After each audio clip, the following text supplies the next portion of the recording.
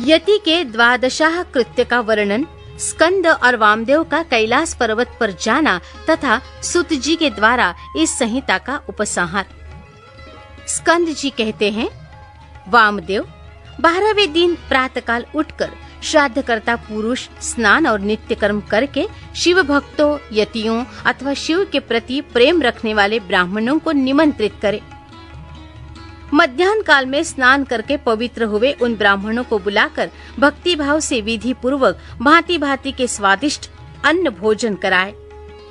फिर परमेश्वर के निकट बिठाकर पज्चावरण पद्धति से उनका पूजन करे। तत्पश्चात मौन भाव से प्राणायाम करके देश काल आदि के कीर्तन पूर्वक महान संकल्प की प्रणाली के अनुसार संकल्प करते हुए अस्मद् गुरोरिह पूजाम करिष्ये, मैं अपने गुरु की यहाँ पूजा करूंगा, ऐसा कहकर कुशों का स्पर्श करे। फिर ब्राह्मणों के पैर धोकर आचमन करके श्राद्धकर्ता मौन रहे और भस्म से विभूषित उन ब्राह्मणों को पूर्वाभिमुख आसन पर बिठाए।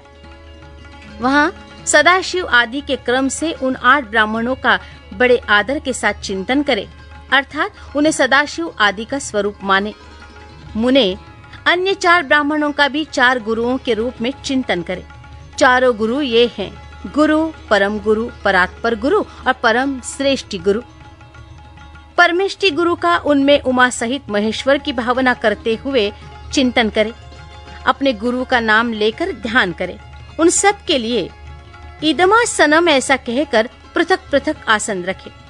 आदि में प्रणव, बीच में द्वितीयांत गुरु तथा अंत में आवाहयामि नमः बोलकर आवाहन करे। यथा ओम अमुक नामानम गुरुम आवाहयामि नमः, ओम परम गुरुम आवाहयामि नमः, ओम परात्पर गुरुम आवाहयामि नमः, ओम परमेष्टि गुरुम आवाहयामि नमः। इस प्रकार आवाहन करके अर्घोदक अर्घ्य में रखे हुए जल से पाद्य, आचमन और अर्घ्य निवेदन करे। फिर वस्त्र, गंध और अक्षत देकर ओम गुरुवे नमः इत्यादि रूप से गुरुओं को तथा ओम सदाशिवाय नमः इत्यादि रूप से 8 नामों के उच्चारण पूर्वक 8 अन्य ब्राह्मणों को सुगंधित फूलों से अलंकृत करे। तत्पश्चात धूप दीप देकर कृतमिदं सकलमाराधनम संपूर्ण मस्तु, की गई ये सारी आराधना पूर्ण रूप से सफल हो, ऐसा कहकर खड़ा हो नमस्कार करें। इसके बाद केले के पत्तों को पात्र रूप में बिछाकर जल से शुद्ध करके उन पर शुद्ध अन्न, खीर, पुआ, दाल और साग आदि व्यंजन परोसकर केले के फल, नारियल और गुड़ भी रखे। पात्रों को रखने के लिए आसन भी अलग अलग दे। उन आसनों का क्रमशः प्रोक्षण करके उन्हें यथास्थान रखे। फिर भोजन पात्र का भी प्रोक्षण एवं अभिषेक करके हाथ से उसका स्पर्श करते हुए कहे, विष्णु हव्यमिदं रक्षस्व, हे विष्णु इस हविष्य को आप सुरक्षित रखें। फिर उठकर उन ब्राह्मणों को पीने के लिए जल देकर उनसे इस प्रकार प्रार्थना करें, सदा शिवादयो में प्रीता वरदा भवन्तु, सदाशिव आदि मुझ पर प्रसन्न हो, अभिष्ट वर देने वाले हो। इसके बाद ये देवा आदि मंत्र का उच्चारण करके अक्षत सहित इस अन्न का त्याग करे।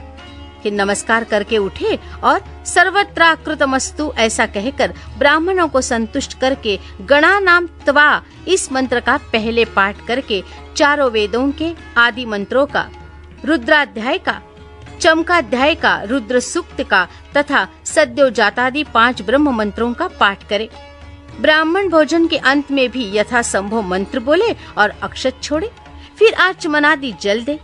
हाथ पैर और मुंह धोने के लिए भी जल अर्पित करे।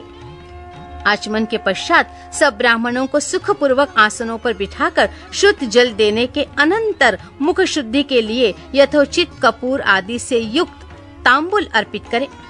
फिर दक्षिणा, चरण पादुका, आसन, छाता, व्यजन, चौकी और बांस की छड़ी देकर परिक्रमा और नमस्कार के द्वारा उन ब्राह्मणों को संतुष्ट करे तथा उनसे आशीर्वाद ले। पुनः प्रणाम करके गुरु के प्रति अविचल भक्ति के लिए प्रार्थना करे। तपश्चात विसर्जन की भावना से कहे, सदा शिवादयः प्रीता यथा सुखम गच्छन्तु, सदा शिव आदि संतुष्ट हो सुख पूर्वक यहाँ से पधारे।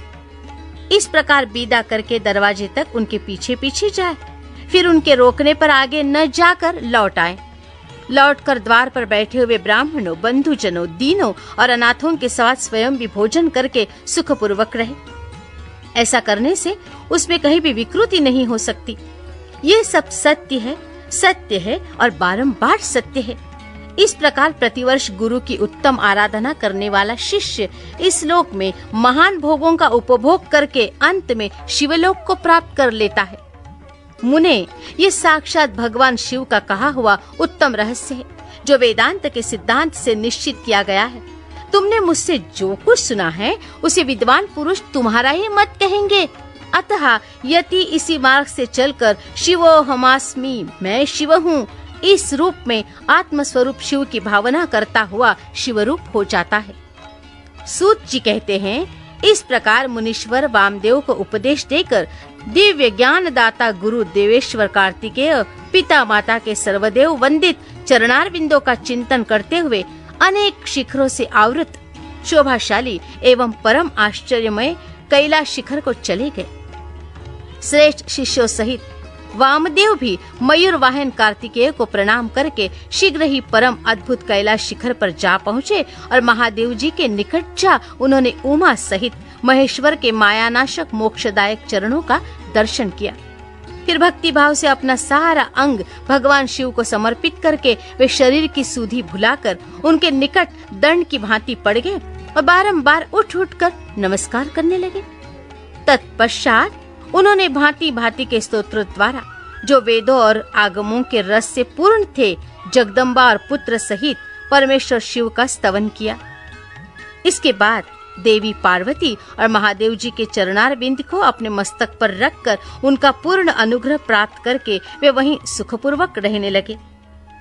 तुम सभी ऋषि भी इस प्रकार प्रणव के अर्थभूत महेश्वर का तथा वेदों के गोपनीय रहस्य, वेद सर्वस्व और मोक्षदायक तारक मंत्र ओमकार का ज्ञान प्राप्त करके यही सुख से रहो तथा विश्वनाथ जी के चरणों में सायुज्य रूपा अनुपम एवं उत्तम मुक्ति का चिंतन किया करो।